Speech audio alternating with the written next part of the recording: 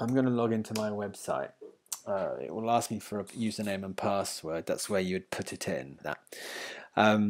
This is basically called the back end. So you've got a front end, which is the kind of graphical front layout, which the public see. And you're also able to change the content, the text in the pages, your website title, the menus, everything in the back end here.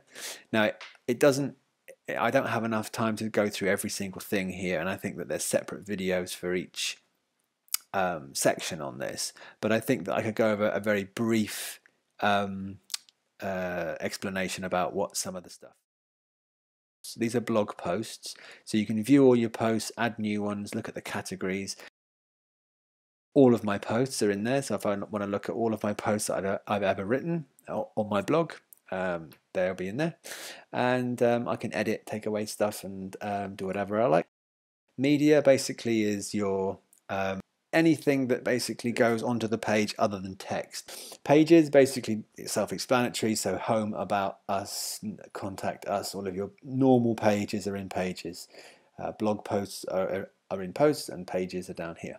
The further down you get, the less likely you are to use things, unless you really want to get into the nitty-gritty of controlling your website. But some of the main ones you might be guided towards is appearance. So appearance houses a lot of options of how your site will appear. So the theme, widgets are kind of like the little plugins. Plugins are basically like additional features. You can have a look at them by going into install plugins, but there may be a long list of things like light boxes, gallery features, image sliders. There's a whole host of things that could be in there.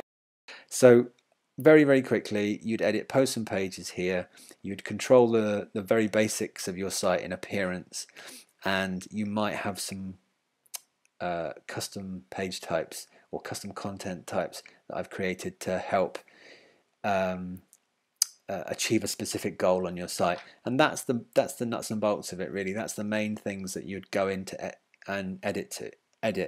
So you've got two views. If I ever talk to you over the phone or on Skype, you've got a back end view which looks like this, and you've got a front end view of your site which looks like this. So it would be the graphical front end.